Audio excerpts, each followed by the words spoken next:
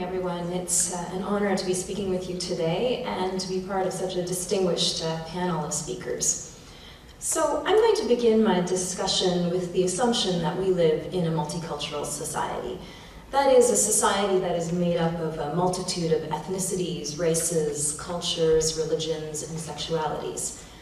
Multiculturalism can simply be a descriptive term that captures the social changes that have occurred in Canada, that we've become an increasingly diverse democracy. And as a normative concept, multiculturalism suggests that this diversity is a positive development, and that the appropriate policy response is to encourage difference, and indeed to make it possible for everyone to participate in the public sphere, regardless of their differences. Recently, there's been much public debate about the encouragement of certain religious practices and the extent to which we ought to accommodate such differences. And I'm thinking in particular about the practice of Muslim women wearing the niqab or full face veil. There have been several official calls by the government for such Muslim women to remove their veils. For example, in 2007, during the veiled voting incidents, both the Quebec and Canadian governments announced at some point that Muslim women would have to remove their niqabs in order to vote, even though it is not mandatory to show one's face or provide photo identification if you're a regular other Canadian to vote. Similarly, Bill 94 in Quebec proposed to deny niqab-wearing women access to many government services if they failed to remove their niqabs. And then more recently, the Canadian government unilaterally changed the regulations for citizenship oaths such that niqab-wearing women must remove their niqabs in order to take the Canadian oath of citizenship. These objections to the niqab are rationalized on a variety of grounds, including the need for security, the need to confirm one's identity, and simply the fact that covering one's face is not appropriate.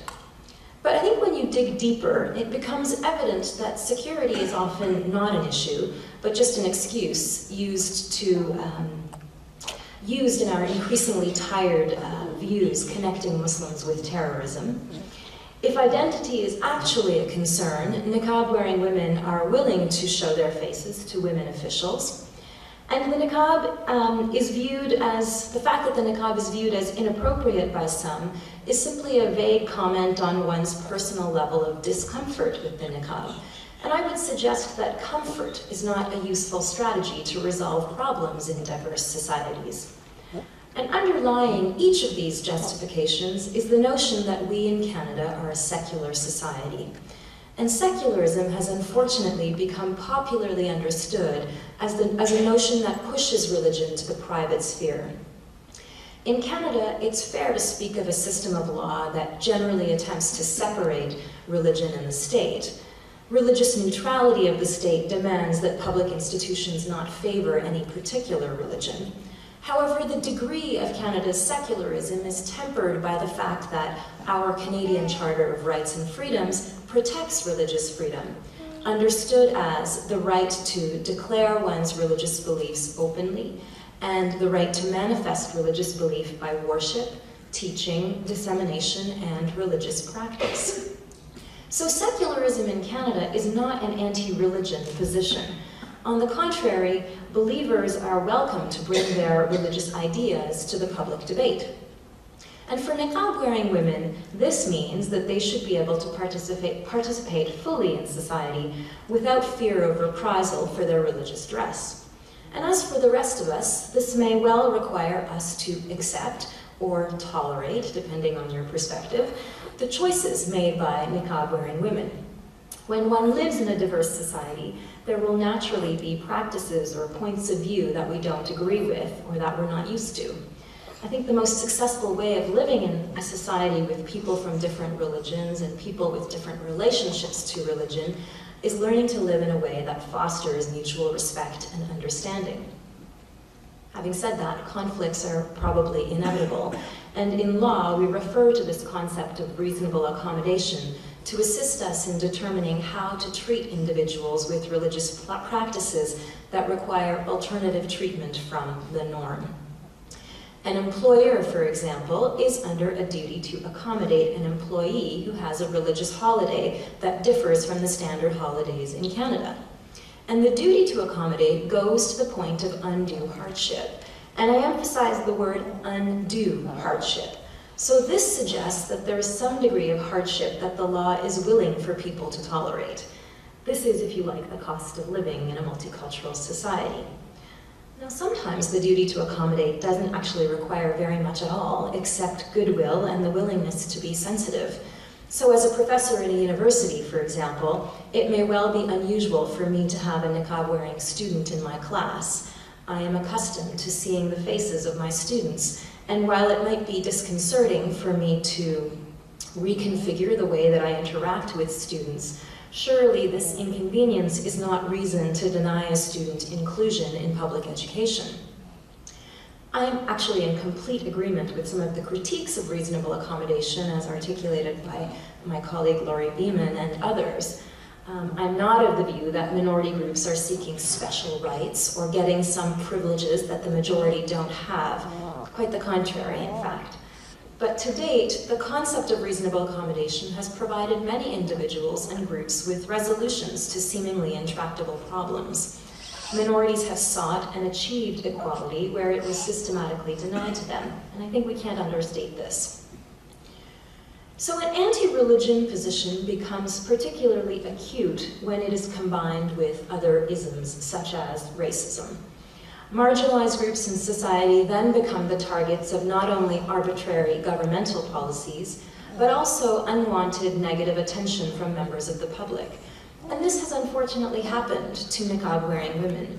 Several niqab-wearing women have recounted to me terrible stories of being accosted in a grocery store and told to take off their niqabs or go home.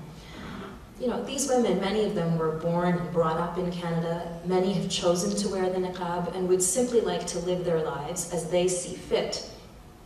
And despite the ubiquitous stereotype of the oppressed Muslim woman, these women are students, lawyers, consumers, writers, litigants in court cases. They are active and productive members of society. So I have a slide up here that I'd like to show you and talk to you about. This is a photo of a panel discussion that happened in Toronto after the election of President Obama in the United States. And each of the panelists, some of whom are distinguished university professors, were asked to discuss the impact that having a black president would have on their lives and the lives of others. So the niqab-wearing woman at the front of the photo is a university student who was incredibly bright and articulate in her contributions to this political discussion. And I like this photo because, unlike so many other photos of niqab-wearing women that seem sensational in their portrayal of such women who are represented often doing nothing, in this shot, this niqab-wearing woman is so clearly part of the everyday action. And I love that she was discussing a political issue of global impact and not just something that was relevant to her religion. There will naturally be disagreements and points of tension when living in a deeply diverse society such as ours, but I am personally of the view that the enrichment we gain from living together is surely worth this trouble. Thank you for your time, and I look forward to our discussions.